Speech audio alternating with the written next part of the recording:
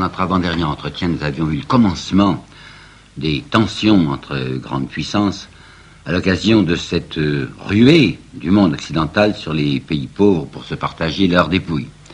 Nous allons maintenant arriver à l'année 1905 qui passe traditionnellement pour être l'année du grand tournant dans les rapports franco-allemands. C'est un peu à Péguy que nous le devons. Vous savez, Péguy a écrit à ce moment-là, en 1905, Notre patrie. Il a expliqué que devant les événements internationaux, il avait redécouvert le sens de la patrie. Et je répète, c'est traditionnel de dire aujourd'hui que c'est à partir de 1905 et de ce qu'on va appeler l'affaire et le coup de Tanger au Maroc, à partir de cette date, qu'on s'est aperçu que l'affrontement allait être inéluctable, militaire bien sûr, entre la France et l'Allemagne.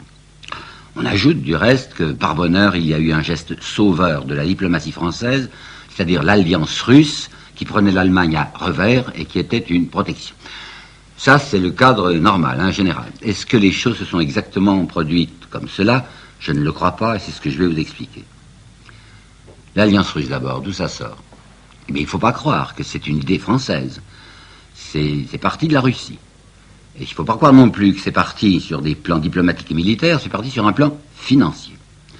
La situation financière de la Russie était dramatique, le budget était toujours en déficit, il y avait déjà des commencements de troubles sociaux, et grande inquiétude régnait à la cour de Russie pour savoir si ça n'éviterait pas une faillite.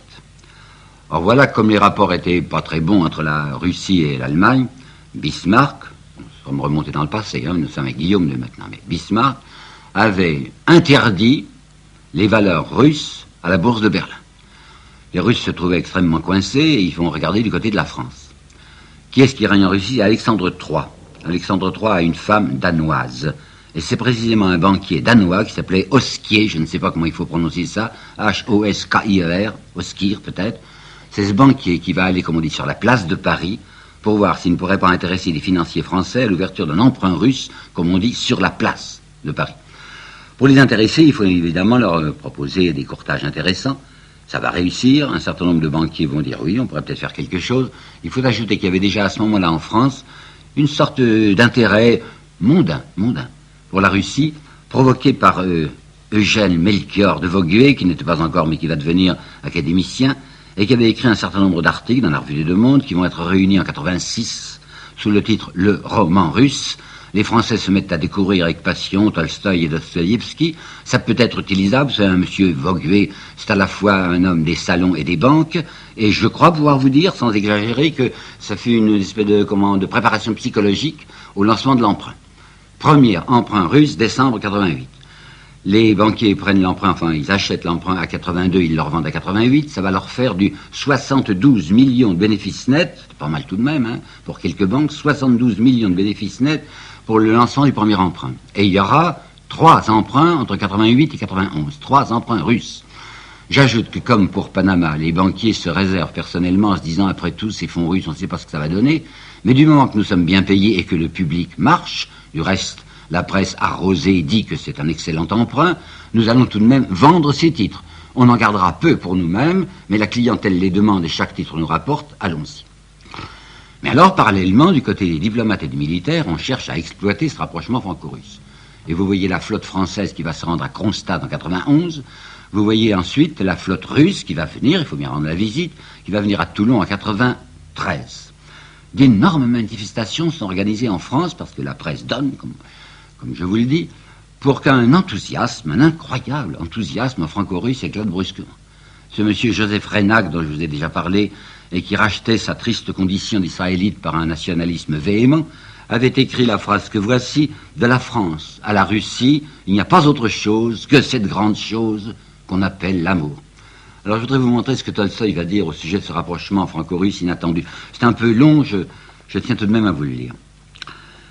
Les Russes et les Français, depuis des siècles, se connaissent. Parfois, ils ont eu des rapports amicaux, mais le plus souvent, par malheur, leur gouvernement les avait mis en guerre les uns contre les autres. Tout à coup, une chose étrange vient d'avoir lieu. Parce qu'il y a 2 ans, une escadre française est venue à Kronstadt, et que ses officiers, descendus à terre, burent et mangèrent beaucoup tout en écoutant et en prononçant de belles paroles. Et parce qu'en 1893, une escadre russe à son tour se présenta à Toulon, et que ses officiers, venus à Paris, burent et mangèrent beaucoup, en prononçant des paroles semblables, alors des millions de Français et de Russes se prirent à penser tout à coup qu'ils s'aimaient, que tous les Russes adoraient la France, et que toute la France adorait la Russie. Il résume Tolstoï les paroles prononcées. Le fond de ses paroles était partout le même. Nous nous aimons tendrement. Nous sommes transportés de joie à l'idée que nous sommes si subitement pris d'affection. Oh, notre but n'est pas la guerre, certes non. Notre but est la paix bienfaisante, etc. Ovation. Voici, dit Tolstoï, ce que sont les foules livrées à l'hypnose des gouvernements et des classes dirigeantes. Parce que l'on sait bien comment ça finira. Et il se rappelle, Tolstoï, ce qu'il avait vu en 78, lorsque son pays, la Russie, voulait une fois de plus attaquer la Turquie pour s'emparer de Constantinople, et que grâce à la presse, on avait suscité tout à coup un enthousiasme slave extraordinaire en Russie. De même, il s'aperçoit maintenant que c'est la presse et le gouvernement qui, tenant la foule à sa disposition, grâce à ses moyens, obtient que ce fanatisme, que cet enthousiasme militaire saisisse les foules. Et il dit, voilà, oui, voilà ce qui est arrivé. Il y a 4 ans déjà, donc c'est en 89, une première hirondelle du printemps de Toulon nous fit visite. C'était un nommé Déroulède. C'était un agitateur français, bien connu pour s'occuper spécialement de la revanche sur l'Allemagne. Tout ça finira, dit Tolstoï, comme je vais vous dire. Ceux qui sont nourris par le travail du peuple se serviront de lui pour la guerre qu'ils estiment utile à leur intérêt. Et chez nous, tel jour, bientôt ou dans plus longtemps, je ne le sais pas, mais tel jour, infailliblement, il écrit ça en 93, hein, rappelez-vous, tel jour, infailliblement, on sonnera les cloches, et les popes se vêtiront de sacs brodés, et se mettront à bénir le meurtre. Les propriétaires d'usines, les fournisseurs d'armes et de subsistance militaire seront dans la joie, à la pensée de gagner double. Les chefs militaires connaîtront l'ivresse de la double paye, de la double ration, des avancements rapides et des décorations, et les oisifs, anxieux, se feront inscrire immédiatement dans les comités de la Croix-Rouge. Il n'y aura plus de feux d'artifice, mais il y aura l'écrasement des coups de canon. Il n'y aura plus de fêtes pour le bon peuple, mais il y aura pour lui les charniers. Voilà ce que Tolstoï écrivit en 93 pour annoncer ce qui se produirait infailliblement à la suite de cette alliance. Mais les Russes, le gouvernement russe, n'a pas envie du tout de voir cette alliance se transformer en une alliance militaire. Ce qui l'intéresse, c'est l'épargne française qui est à sa disposition. En revanche, les militaires français, et le chef d'état-major, qui s'appelle Le Mouton de Boisdèvre, s'est rendu à Saint-Pétersbourg pour essayer de matérialiser, du moins sur le papier, par des promesses militaires, cette gentillesse russe ou cette avidité russe. C'est au mois d'août 92 que Boisdèvre y est allé, et il a obtenu un engagement à peu près sous la forme que voici. En cas de mobilisation allemande, le gouvernement russe s'engage à faire une mobilisation immédiate. Mais il faut savoir les chiffres qui avaient été fixés là, ils me frappent beaucoup. La Russie est immensément plus peuplée que la France.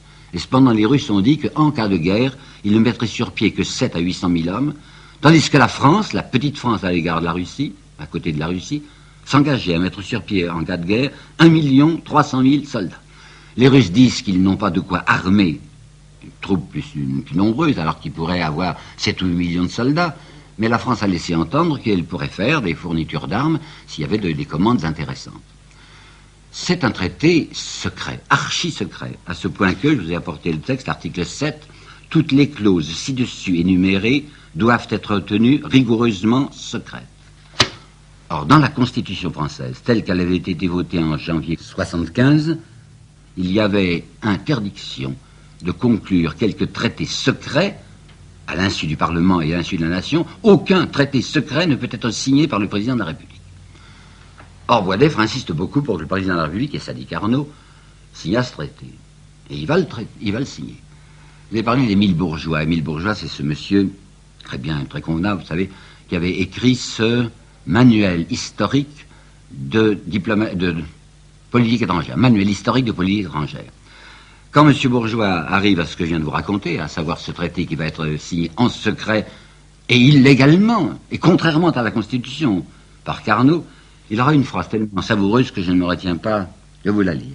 C'était un sacrifice que la France s'imposa, ou plutôt que ses chefs lui imposèrent à regret, en renonçant à connaître l'étendue des engagements pris en son nom.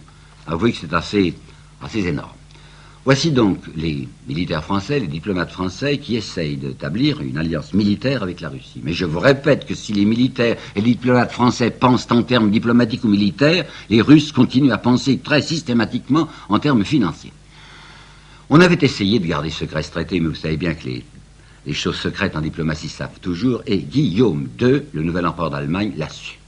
Et quelle avait été l'attitude de l'Allemagne? L'Allemagne, maintenant, c'est plus Bismarck, c'est Guillaume II. Il est monté sur le trône et il s'est empressé de se débarrasser de ce Bismarck qui, vieux et plein de prestige, semblait vouloir diriger lui-même la politique intérieure et extérieure allemande, et le nouveau Guillaume II décidait que c'était lui qui était le patron. Nous avons vécu, nous les Français, dans l'idée que ce monsieur avec la moustache en croque et menaçant le ciel, avec cet aigle dévorateur qu'il avait au-dessus de son casque, était quelqu'un en effet qui voulait nous dévorer. Mais vous vous rappelez que je vous ai dit que Bismarck, à partir de 1971, n'avait eu qu'une idée, c'était de calmer les Français à qui on avait pris l'Alsace-Lorraine, d'être gentil avec eux, de tâcher de trouver un terrain d'entente, et qu'il avait même favorisé l'expansion coloniale de la France. Eh bien, si Guillaume II s'est débarrassé de Bismarck, s'il s'est séparé de lui du reste sur des questions intérieures, des questions de politique sociale, Guillaume II était plus social, plus paternaliste que Bismarck. En revanche, du point de vue de la politique extérieure, il avait la même politique extérieure. Pas d'histoire avec la France. Et comme il voyait la montée anglaise, l'impérialisme anglais dont je vous ai parlé, il s'était dit, mais on pourrait faire une espèce de ligue continentale avec nous, Allemagne au centre, la Russie amie d'un côté, la France amie de l'autre, ce qui permettrait de freiner l'impérialisme britannique. Ça avait été sa grande idée. Alors quand il apprend, par les indiscrétions fatales des diplomates, qu'il y a eu un accord militaire secret avec la Russie, bien que, j'ouvre ma parenthèse et j'y tiens beaucoup, bien que les Russes fussent peu enthousiastes de cet accord militaire, il commence, Guillaume II, par être furieux. Et dans une note personnelle qu'on a retrouvée de sa main, il y a ce mot, les damnés français. Damnés français, ceux qui repensent tout le temps à la revanche. Et même pour montrer qu'il est extrêmement mécontent, il va organiser les grandes manœuvres annuelles de l'armée allemande en Alsace, dans l'ancienne Alsace française. À quoi les Français riposteront 2 ans plus tard par des grandes manœuvres en Lorraine française. La situation est en effet tendue, mais elle va se détendre. Parce qu'il sait, Guillaume II, que Nicolas II ne désire en aucune manière un conflit militaire, et il sait même, ce qui a beaucoup humilié la France, que Nicolas II avait fait adjoindre une clause nouvelle à l'engagement pris en 92, et cette clause était, oui, en cas de guerre, nous serons de votre côté, à moins que la guerre ne se déclenche sur la question de l'Alsace-Lorraine. C'était une grande vexation pour les Français ou pour la politique genre Delcassé, qui se disait, si on se lance dans une opération militaire, c'est pour reprendre l'Alsace-Lorraine, et les Russes venaient de nous faire savoir, ça, on ne marchera pas dans une guerre pour ce prétexte ou pour cette occasion-là. En 95, calmé, rassuré, Guillaume II fait une nouvelle avance à l'égard de la France. Il venait d'inaugurer le canal de Kiel, vous savez, là au nord du Danemark. Il invite toutes les flottes européennes et il fait une invitation particulièrement séduisante à la flotte française. Et on verra effectivement la flotte française représentée par de puissants cuirassés à cette grande fête allemande. C'était un rapprochement qui s'annonçait. En 98, se produit ce fait sur lequel j'ai beaucoup insisté, et dont l'histoire officielle parle si peu, à savoir la proposition faite par Nicolas II d'un désarmement général, ou du moins d'un stop à l'escalade des armements. Je vous ai dit aussi que ce grand espoir humain a été immédiatement piétiné, aboli et détruit par toutes les chancelleries et par les marchands d'armes, mais enfin, c'était un indice que la Russie cherchait par tous les moyens à éviter la guerre. La Russie égale à ce moment-là, pensez-y bien, Nicolas II qui est encore un autocrate.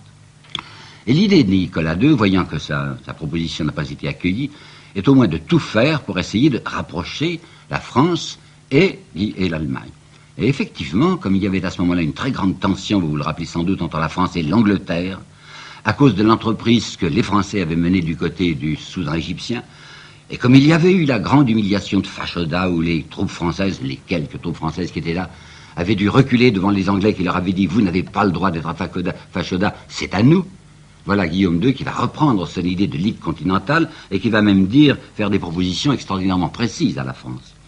Voici l'ambassadeur de France à Berlin, qui a un entretien avec le baron Marshall, qui lui dit en propres termes: ne serait-il pas temps de démontrer à l'Angleterre qu'elle ne doit plus compter sur l'antagonisme franco-allemand pour s'emparer du monde à sa convenance? Et en février 99, c'est Guillaume II en personne qui va dire à l'attaché naval français: il faut en finir avec cette situation tendue entre nos 2 pays. Le fait est qu'il y avait à ce moment-là en France une grande irritation contre les Anglais à cause de la fameuse humiliation de Fashoda, et que ce Delcassé, dont vous allez voir le rôle bientôt, Delcassé, ministre des Affaires étrangères, avait fait adjoindre à cet ancien traité franco-russe que l'on retouchait tout le temps une clause nouvelle ou un mot nouveau. Ce traité est fait, avait dit Delcassé, qui s'était rendu 2 fois de suite à Saint-Pétersbourg. Il y était allé en juillet 98 et il retourne en octobre 99. Et voici qui fait ajouter: ce traité a pour objet de garantir l'Europe des dangers du pangermanisme et, c'est la première fois, et de l'impérialisme anglais. Et on a retrouvé une note bien intéressante, une dépêche diplomatique venant de l'ambassade de France, de l'ambassade d'Allemagne à Madrid, contenant les mots que voici. La France est sur un chemin qui, par étapes, doit la conduire à une entente avec nous, Allemagne. Chaque jour augmente le nombre des hommes politiques français clairvoyants et notamment Delcassé qui estime ce rapprochement nécessaire. Tiens. Alors il y a eu un moment, vers fin 98, début 99, où Delcassé lui-même, où la politique extérieure française s'accordait sur l'idée qu'on pourrait maintenant s'engager dans des rapports amicaux avec l'Allemagne. L'Allemagne va aller même au-delà, puisqu'en 1901, au moment où Guillaume II a l'idée de faire son chemin de fer de Berlin, de Constantinople, Bagdad, et même peut-être jusqu'au sud, jusqu'à l'océan Indien, Guillaume II va proposer officiellement au gouvernement français de s'associer économiquement avec lui pour réaliser ce chemin de fer. Et cependant, les choses ne vont pas du tout tourner de cette façon, et c'est maintenant qu'il faut que nous regardions les choses de près. Delcassé, ministre des Affaires étrangères, c'est entendu, mais c'est aussi un politicien qui s'occupe beaucoup des affaires intérieures, de la politique intérieure. Je vous ai dit que la grande affaire de la politique intérieure en France était d'empêcher de passer l'impôt sur le revenu, et je crois vous avoir dit que Delcassé était un de ceux, comme plus tard Poincaré, qui se mettaient en avant, qui se mettaient en vedette pour dire « comptez sur moi, j'empêcherai de passer l'impôt sur le revenu ». Delcassé est quelqu'un qui a besoin pour sa carrière politique, qui a besoin de l'appui de la droite, des conservateurs. Or, il a pu constater, au moment de l'affaire Dreyfus, puisque nous y sommes, l'affaire Dreyfus se développant surtout entre 98, 99, 1900, il a pu constater que la droite est toute braquée sur le nationalisme, sur un chauvinisme anti-allemand. C'est dans cette direction qu'il faut aller. Essayer d'orienter le chauvinisme français du côté de l'Angleterre, ça ne plaît pas à cette droite dont l'appui lui est nécessaire. Il va revenir sur sa première idée, à savoir de s'allier avec l'Allemagne pour freiner l'impérialisme britannique, et il va maintenant décider au contraire d'avancer le plus possible dans la direction que voici, substituer à cette Russie qui lui paraît molle militairement, lui substituer comme premier allié les Anglais. Et pourquoi donc? Eh bien, les Anglais commençaient à s'inquiéter très sérieusement de l'expansion commerciale allemande. Il est parfaitement vrai, je vous ai apporté des chiffres, que cette expansion commerciale était considérable. Pensez qu'entre 97 et 1900, elle s'était accrue, l'exportation allemande, de 3 millions de tonnes. Hambourg, avec ses 14 bassins, ses 137 hectares et ses 17 kilomètres de quais, était devenu un des plus gros entrepôts mondiaux. D'autre part, au début de 1900, Guillaume II avait décidé de doubler, simplement doubler, la flotte militaire allemande pour essayer de compenser la puissance de la flotte militaire anglaise, alors qu'allait devenir le Rule Britannia. D'autre part, il y a quelqu'un qui vient d'arriver en Angleterre, qui est Édouard VII, c'est un nouveau roi, qui a succédé après 67 ans, si je ne me trompe pas, de règne à sa mère Victoria.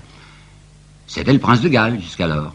C'était plus un jeune homme, il avait 60 ans quand il prenait le pouvoir, il avait certaines idées personnelles. La reine Victoria avait voulu apaiser les choses le plus possible entre la France, oui je dis bien, et l'Angleterre, et lui va aller bien au-delà. Il va aller bien au-delà parce qu'il a d'abord des rapports personnels avec la France. Le prince de Galles est quelqu'un qui adore Paris, vous savez, quand je dis adore Paris, il faut s'entendre. C'est un homme qui est un grand consommateur de femmes, qui va beaucoup à Paris, et qui a une espèce de petit groupe autour de lui, groupe un peu sordide, quoique très distingué, où il y avait le chevalier de Jaucourt, il y avait M. de Pourtalès, où il y avait la princesse de Chimay, une bande à la fois élégante et crapuleuse. Et il avait un harem à Paris, et à la tête de ce harem, il y avait une nommée Jeanne Bourgeois, qui sera plus connue plus tard sous le nom de Mistinguett. Alors il y a un goût très vif de Édouard VII pour la chair française féminine, mais il a pris maintenant un autre goût, encore plus vif, pour une autre forme de la chair française, la chair masculine, c'est-à-dire l'infanterie française. Il se dit, il va falloir en découdre avec cette Allemagne, parce qu'elle est dangereuse commercialement pour nous. Nous ne sommes qu'une nation navale, tandis que les Français, par bonheur, c'est une nation d'infanterie. L'infanterie française intéresse capitalement Édouard VII. Et comme il a su, parce que tout le monde sait ça dans les chancelleries, que la France se déclare prête à mettre sur pied en cas de conflit 1 300 000 hommes, ça l'intéresse beaucoup.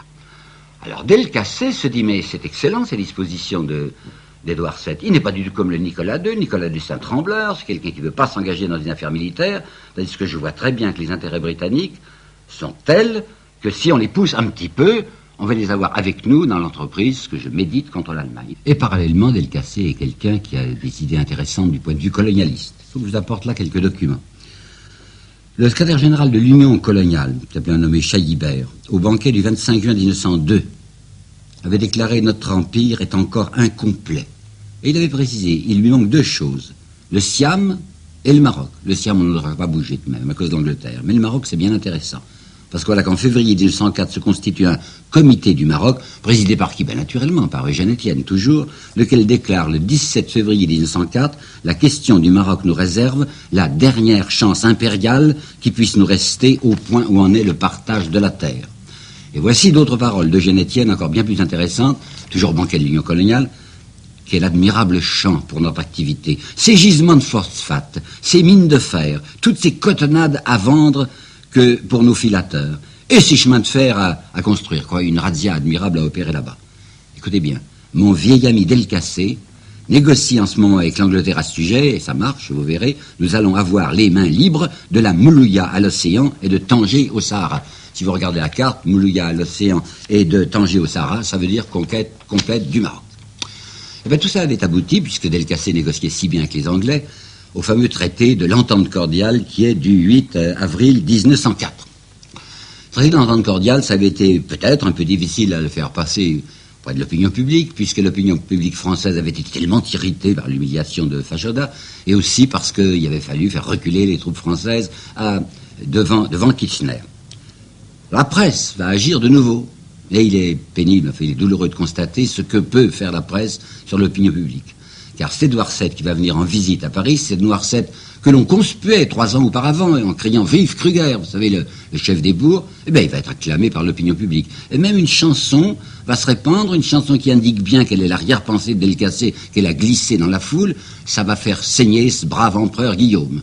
Par conséquent, c'était bien nettement, dans ce rapprochement cordial entre la France et l'Angleterre, une manœuvre offensive contre l'Allemagne. Quels avaient été les textes, les termes même du traité? Je ne vous en dirai qu'un, parce qu'il est extrêmement intéressant. Le droit était reconnu par l'Angleterre à la France de veiller sur la tranquillité du Maroc, j'ajoute, et de donner au gouvernement marocain l'appui, remarquez, l'appui dont il peut avoir besoin pour la réorganisation de son administration, de ses finances et de son armée. Il y avait en outre des clauses secrètes, et ces clauses secrètes prévoyait le partage, vous entendez bien, le partage du Maroc entre deux nations, la France qui aurait les 3/4 et puis l'Espagne qui tout de même estimait, elle avait les colons par là, qu'il lui fallait un petit coin de territoire. L'Angleterre avait insisté très fermement sur le fait qu'elle ne désirait pas avoir les Français trop près de Gibraltar et que comme la ville principale qui était la plus proche de Gibraltar c'était Tanger, on donnerait plutôt ça aux Espagnols ou bien on y prévoirait un statut international. Or, tout ça se passe dans le dos de l'Allemagne. L'Allemagne est une très grande puissance maintenant. L'Allemagne a cette expansion économique qui lui donne la nécessité de trouver des débouchés. Et l'Allemagne n'a pas été prévenue de tout ce qui se passait là-bas. Or, l'Allemagne sait très bien, surtout par les diplomates espagnols, ceux qui se préparent, y compris l'idée d'un partage. Alors, on va voir l'Allemagne froncer les sourcils et dire tout de même, enfin, et nous? En plus, comme ils savent les clauses secrètes, ils négocient avec fermeté en disant aux Français, voyons, nous désirerions beaucoup une entente internationale, est-ce qu'on ne pourrait pas ouvrir une conférence internationale sur l'exploitation en commun du Maroc. À ce moment-là, Delcassé s'y oppose de la manière la plus absolue, et nous avons de sa main une note qui est vraiment comminatoire au sultan, un sultan sur lequel il n'y a même pas encore de protectorat, mais sur lequel pèse une menace, où Delcassé fait dire au sultan qu'il ne tolérera pas qu'il y ait aucune puissance intermédiaire entre la France et le Maroc. Cette fois, l'Allemagne dit, c'est très difficile de négocier avec un monsieur Delcassé qui nous ment, parce que lorsque l'ambassadeur d'Allemagne allait voir Delcassé pour essayer de s'entretenir de ce projet de conférence internationale, Delcassé niait toujours de la manière absolue qu'il y ait quelques projets militaires, quelques projets de conquête et quelques projets de partage entre la France et l'Espagne sur le Maroc. Les Allemands étaient informés. Alors l'Allemagne pèse, c'est vrai, pèse sur le gouvernement Rouvier en disant, écoutez, nous voulons une entente avec vous. Il n'y a pas moyen de nous entendre avec ce monsieur Delcassé. Or, Delcassé s'était rendu assez insupportable au ministère même, car il refusait de parler à ses collègues de ses négociations. Il en faisait une affaire privée et personnelle. Jamais il ne se présentait même devant le Parlement. Le Parlement français n'était pas au courant de ce qu'il faisait. Ça tenait à sa politique personnelle. Vous savez que du côté de la droite et de l'extrême droite, il y avait un anti-parlementarisme, et qu'un monsieur comme Delcassé, ministre des Affaires étrangères, qui pouvait se vanter n'avoir aucun rapport avec le Parlement, ça le classait du côté des gens de bien. Si bien que le ministère Rouvier, dans sa séance du 6 juin 1905, va faire comprendre à l'Elcassé que sa présence est indésirable. Vous imaginez les cris de la presse nationaliste. La France a reculé, la France a eu un ultimatum de l'Allemagne, la France a accepté cette chose épouvantable de se priver de son ministre des Affaires étrangères parce qu'il ne plaît pas à l'Allemagne. Or, qu'est-ce qu'elle avait fait, l'Allemagne? Eh bien, c'est la fameuse histoire de Tanger. Tanger que la presse nationaliste a représenté d'une manière strictement fausse. On nous a dit, le 31 mars 1905, Guillaume II, à l'improviste, avait débarqué à Tanger et avait prononcé un discours menaçant. J'ai trouvé même dans ce fameux manuel de M. Bourgeois, dont je vous parle à plusieurs reprises, 20 ans de menaces arrogantes de l'Allemagne à l'égard de la France. Menaces arrogantes, voilà ce qu'il avait dit, Guillaume II. Exactement ce qu'il avait dit. J'espère qu'un Maroc libre sous la souveraineté du sultan demeurera ouvert à la concurrence pacifique de toutes les nations sur la base d'une égalité totale. Et je suis, quant à moi, décidé à faire ce qui sera en mon pouvoir pour sauvegarder les intérêts allemands au Maroc. Qu'est-ce que c'était? Simplement quelqu'un qui ne tape même pas sur la table, mais qui dit, enfin, nous sommes une grande puissance, et nous? Eh bien, le gouvernement français va accepter, le gouvernement anglais aussi, une conférence internationale à Algésiras. Cette conférence se tiendra au début de l'année 1906, elle durera 4 mois, et aboutit à des choses raisonnables, agréables pour la France, puisque les nations, l'Europe reconnaît un droit qu'aurait la France de venir en aide au sultan pour le maintien de l'ordre. Alors, qu'est-ce qu'ils vont faire, les financiers français qui sont tellement intéressés par le Maroc? Ben, ils vont ouvrir un emprunt au Maroc, un emprunt au sultan. Mais alors, cet emprunt que l'on consent au sultan est agrémenté de clauses très particulières. Les ressources principales du sultan, c'étaient les douanes. Et la Banque de Paris et des Pays-Bas, qui a assuré à elle seule l'émission de l'emprunt, la Banque de Paris et des Pays-Bas obtient du sultan que ce soit ses agents mêmes qui perçoivent désormais les droits de douane. Plus aucun droit de douane n'entrera dans les caisses du sultan, ça ira directement dans les caisses de la Banque Paribas, comme on disait, la Banque de Paris et des Pays-Bas. Le sultan, n'ayant plus cette ressource, va être obligé de pressurer davantage ses populations pour en obtenir l'argent nécessaire. Pressurer les populations, c'est certainement provoquer des soulèvements. Provoquer des soulèvements, c'est le désordre. Et comme la France s'est vu reconnu le droit d'intervenir pour le maintien de l'ordre au Maroc, c'est l'occasion d'intervenir. Alors on va voir effectivement ce que l'on avait attendu, quelques soulèvements, si bien que des opérations militaires vont commencer, qu'on va envoyer des troupes à Oujda, c'est-à-dire dans l'Orient du Maroc. On enverra d'autres troupes, parce qu'il y a eu des troubles à Casablanca, qui est en face, qui est sur la côte occidentale. Ces troupes vont avancer peu à peu. Toute la Chaouia qui est au sud de Casablanca, va être occupée. Et ces fameux intérêts internationaux qui devaient être libres, intérêts allemands comme intérêts français au Maroc, on y verra une seule chose, c'est les intérêts français. Alors Guillaume II, de nouveau, froncera les sourcils et dit, mais vous n'êtes pas raisonnable, vous ne faites pas ce qu'il avait été entendu. Si bien que Clémenceau, qui voudrait maintenir la paix, va s'arranger avec l'Allemagne le 6 février 1909 pour un nouveau contrat, s'engageant de la manière la plus ferme cette fois, s'engageant vraiment à maintenir les possibilités d'expansion économique au Maroc pour les Allemands. Voici les termes mêmes. La France s'engage à chercher, à associer les nationaux des deux pays dans les affaires dont ils pourraient obtenir du sultan la concession. Que voulez-vous que fasse un gouvernement français tel qu'il est? Nous l'avons assez vu dans nos précédents entretiens. Le gouvernement français, il est beaucoup moins fort que les puissances économiques et financières de France. Et ces puissances économiques et financières ont décidé que le Maroc leur appartenait. Et comme ils sont liés en même temps aux puissances militaires, on va voir premièrement toutes les sociétés allemandes qui tentaient d'obtenir des entreprises du Maroc évincées, et on va voir d'autre part les troupes agrandies de plus en plus, soutenues par un Delcassé qui vient de dire publiquement en faisant sa rentrée: la seule péril qui nous menace au Maroc, c'est nos hésitations. Opération militaire de plus en plus violente. On va occuper Fès au mois de mars 1911. On a envoyé le général Damad. Soulèvement après l'occupation des Français par Fès à leur conquête militaire du reste du Maroc, de Rabat, de Marrakech, de Meknès. Tout ça va être pris. C'est une guerre, c'est le canon qui tonne au Maroc. Les Italiens, à ce moment-là, dont je vous ai dit qu'ils convoitaient la Cyrenaique et la Tripolitaine, se disent, puisque les Français se servent militairement au Maroc, nous aussi. Ils jettent leurs troupes contre la Tripolitaine dépend du sultan, alors les Balkans prennent feu, puisque c'est le sultan qui règne aux Balkans, et on peut bien dire que c'est le canon français tiré au Maroc qui a donné le premier signal des hostilités, et que l'embrasement général n'est pas loin.